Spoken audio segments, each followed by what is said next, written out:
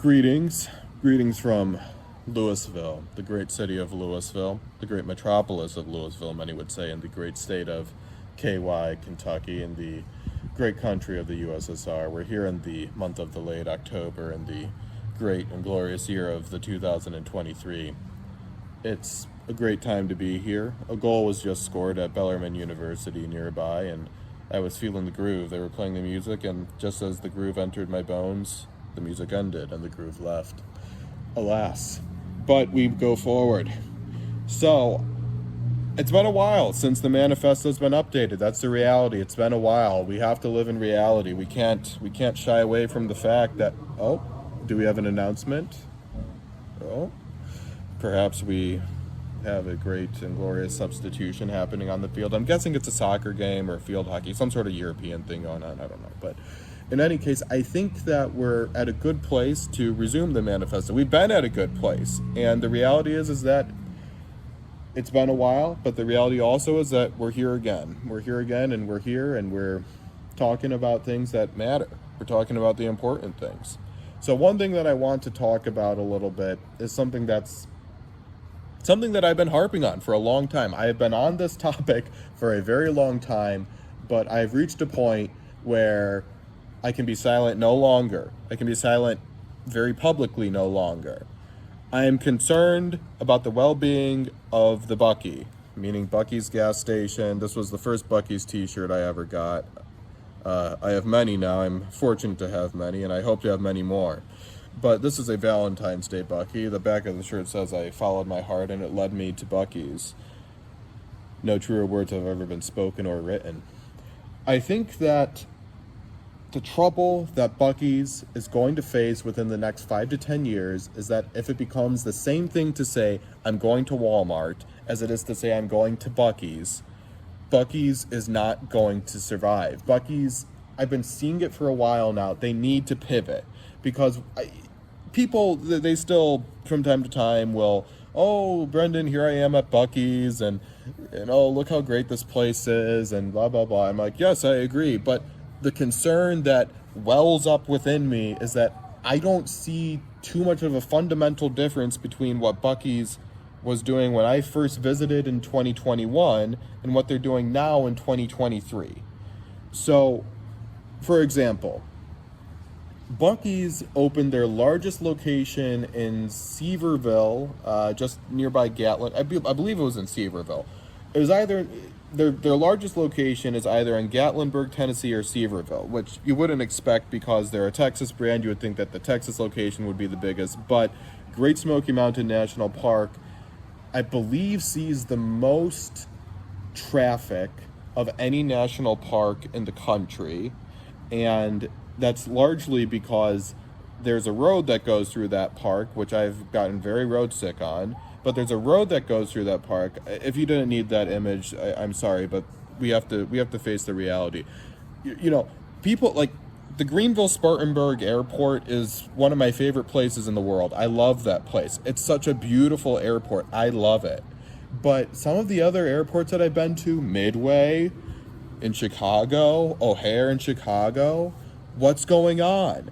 It's a horror show. And the reason I bring it up is because there's kind of a parallel between those horror show airports and these roads. And I get that the roads go through mountains, and I'm sure there's other governmental stipulations and regulations, but can we make it a little straighter, a little bit, just a tiny bit? I don't know.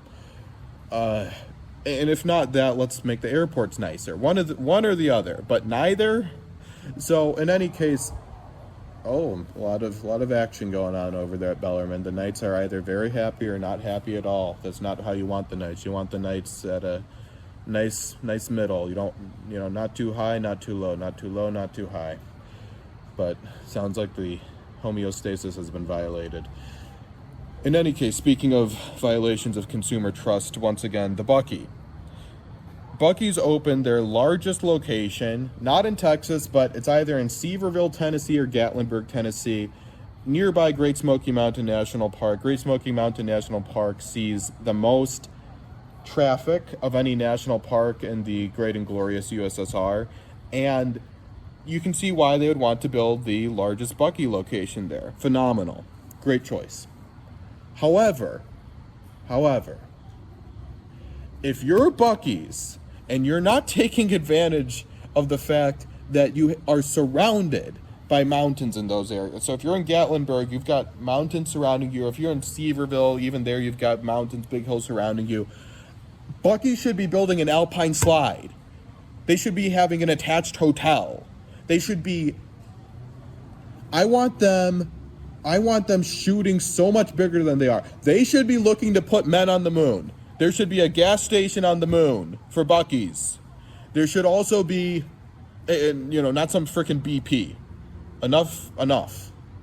We want good brands in outer space. Good brands for space. But it bothers me. It bothers me that I see the management of Buc-ee's becoming complacent. I still support them to the fullest. My first post, I talked about supporting Buc-ee's. I think my words were both financially and militarily. And the thing is Buc-ee's is, the consumer base is U.S. citizens. It's owned by U.S. citizens, and the U.S. government should be backing Buc-ee's in the same way that it backs every other private enterprise and private citizen here. So that's what I mean by that. But it bothers me. It boggles my mind that Buc-ee's is not looking to push the envelope more, because if they're just content with, don't get me wrong, if I had the opportunity to just go to Buc-ee's daily, I would. Just every day, just there, a nice 3 hours, just a nice, moderate amount of time, good 3 hours. I would do it. Just a nice time. You get the beef jerky and you feel good, and, the world goes round, and that's a good thing. But what about 5 years from now? What about 5 years from now? What are you doing? What are you doing 5 years from now? 5 years from now, if it becomes the same thing to say I am going to Walmart as it is to say I'm going to Buc-ee's, there will be a problem. Buc-ee's, for example, is opening in Wisconsin. That's a problem. Buc-ee's is a southern brand, a quintessentially southern brand. And the thing is that you're having other people who have the same ideas who are coming out and competing. There's a Wally's. I believe there's 2 Wally's locations in Illinois. They're doing pretty much the same exact thing as Buc-ee's gas station wise. And what happens at first is you go, oh, wow. And the next thing you know, you're going to have people going, do I really want to spend the time? Because just to pull into Buc-ee's, it's going to take extra time. And, you're going to have a certain consumer base that is going to go, we've been there. That's going to happen. That's going to happen. And the reason Buc-ee's has been successful up to this point is because they have been envelope pushers. That's how they got out, and they got into every market. It seems every market. But the problem is that everyone, people are going to reach a point where they've been, oh, you've been to Buc-ee's, I've been to Buc-ee's, how great is that? Then the conversation goes on, and then people go on with their lives. People do not want to, most people aren't like me. Most people don't want to spend a moderate 3 hours at Buc-ee's. Most people, they want to be able to show their friends how quirky it was of them to go to Buc-ee's, but they don't want to live the lifestyle. They don't want to be all in. They don't want to be there. I do. And I hope you do too. But if we cannot come to a point within the Buc-ee's community, if we cannot come to a point where we can hold the management accountable and let them know, put in the alpine slide, attach the hotel, develop characters, develop a TV show. I don't care who you have to partner with. Develop. I don't care. I do not care what you have to do. If you're not willing to get onto the New York Stock Exchange, if you're not willing to go public, more power to you, but use that leverage, because as long as you don't have to keep your stupid shareholders happy, these people who would be holding you back, which I believe the CEO/CEOs, there's one guy who's kind of the head of the operations and another guy who is kind of behind the scenes. If you're not one of those two people, then, I understand that you don't have control over the vision because they want to be able to do things the way that they see fit. Okay, fine. But at the same time, I'm kind of going, guys, I am seeing a problem. Put in the Alpine slide. If you had that, oh my gosh. And you might be saying, well, it kind of sounds like you're asking them to go down the path of Disney, and isn't there a Disney already? Yes, there is a Disney already. But guess what? Disney can crumble. Yes, I get that they're very wealthy. I get that they own Marvel. I get that they own ESPN. I get that they own, the national parks at this point. I get that Disney is a super powerful organization. And Disney, frankly, if you give me a bunch of money, more power to you. And I would appreciate that. And that'd be a very nice thing. However, this mistake that people make where they say, oh, well, Buc-ee's is something that, should just be a gas station. I say wrong. I say Buc-ee's is something for the people. Buc-ee's is something that can expand into an entertainment franchise. They already have a trademark on this. I'm very certain that they have a trademark on the Buc-ee.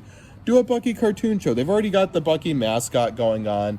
I mean, because the problem is if they just keep saying, well, we just want to be the place where tourists come on their trip from Columbus, Ohio to Tallahassee. We want to be their pit stop. Oh, that bothers me so much. That's the move that you make if you're a public company and you have shareholders that you have to impress and make happy every quarter. That's that move. The move that you have right now is to build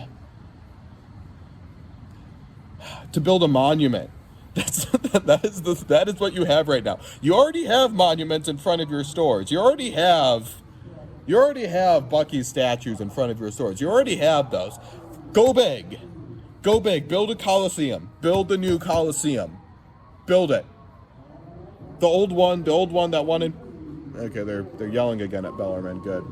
What are they? Okay, this must be halftime or something. But they're playing music. How nice. Feeling it. This is good background music. If you're Buc-ee's and you're not building the Coliseum, that old crusty one that they have in Rome has got to go. It's old, it's kind of gross, and its time is up.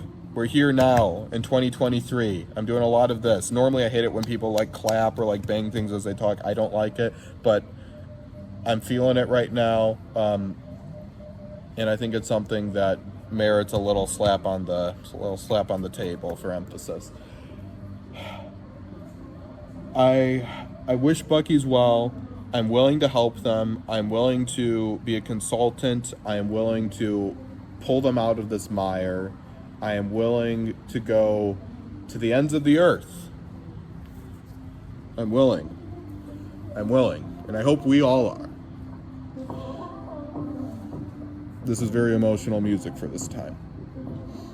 Because I am willing to go to the ends of the earth for Buc-ee. I'm willing to do this because there's never been a greater gas station. There's never been a place that has brought joy in the same way. Never. Not BP, not Marathon, not Sunoco, none of them. And those there's reasons for them. You can't have a Buc-ee's in your hometown. You can't have that. It's just too many cars coming through. You gotta not have that. You have to have a good situation for the Buc-ee, and I'm afraid that if they stay on their current path in 5 to 10 years, we're not going to be thinking about Buc-ee's in the same way. We're going to be saying, remember how great it was, but then what happened? But it's okay. We'll go forward regardless. We carry the Buc-ee with us at all times. We will never forget. We will never allow the Buc-ee to perish in memory. We feel this very emotional music, and it's good. It's good to be back with the manifesto. It's good to be back. It's good to be talking again. It's good to be thinking about things again. I want to say also, I think the post that I'll attach with this will probably be about advertisements. Will probably be about some interesting advertisements. And I think that there's such a thing as preemptive advertising. So preemptive advertising, that's where you go to the grocery store, as one does in these times, and you look around, as one does in these times, and you see a great little kiosk, and it's got the Little Debbie, and you don't buy the Little Debbie, but you notice that the Little Debbie has this Santa Claus thing on there, and you say, oh, how nice, and then you realize, oh, it is almost upon us. And that's a preemptive advertisement where, yeah, they're attaching a product to it, they're attaching a product to the advertisement, but really what they're selling you on is the idea that a buying season is coming up. That's really what's at stake within that advertising campaign. They're reminding you, they're getting you in a mindset that it's going to be time to consume. They're putting you into that mindset. So a traditional advertisement says, here's this product that I have or will have in the near future. Here's what. Sorry, I was overcome by capitalist emotions. Here's this product that you have, or that I have, or that one has, or this product that this song is, I'm really feeling this. Oh yeah. Okay, I don't know what they're singing about, but I'm sure it's very pumping because I feel it deep within my bones. So I want to talk about once more these preemptive advertisements. So in any case, a normal advertisement says, here's this product that I have or this product that I will have, here's why you should buy it. A preemptive advertisement says, okay, here's this little product that I have, but really what I'm doing is I am preemptively advertising to you the idea that a season of buying will be upon you, and there will be, and then that's when they come in with all of the particular advertisements. So maybe we can refer to a traditional advertisement as a particular advertisement, and a preemptive advertisement as an advertisement which allows the consumers the chance to mentally reframe their buying habits and realize that a season of purchasing is upon them. And I just think it's interesting. I would very much like to preemptively advertise, especially for Buc-ee. I do that very often, free of charge, Buc-ee, free of charge. And they're turning up the music. Why are they trying to? Oh, they're trying to pump me up a little bit more. I see. Thank you, Bellerman, for supporting me. Thank you. I appreciate your support of the manifesto. We all appreciate it. So it's interesting. It's an interesting advertising technique. I think a lot of these people learn the same advertising techniques, though, for their particular products from the same curriculum. So whether you're designing an advertisement for the new Ford F-150 or an advertisement for a peppermint mocha cold brew, which I'm not above saying that I'll drink those. I think that there's a bit of a stigma attached to people drinking seasonal drinks outside of the season. I like what I like. I like what I like. And I know what I know, Buc-ee. I know what I know. So in any case, I think that it's... Okay, I think I hit it. This is the Dua Lipa, as they say. Dua Lipa would be the male counterpart, many would say. I kind of like the name Dua Lipa too. I'm levitating, my Milky Way. Yeah. I want you, moonlight. You're my starlight. I need you all night. Come on, dance with me. I am levitating.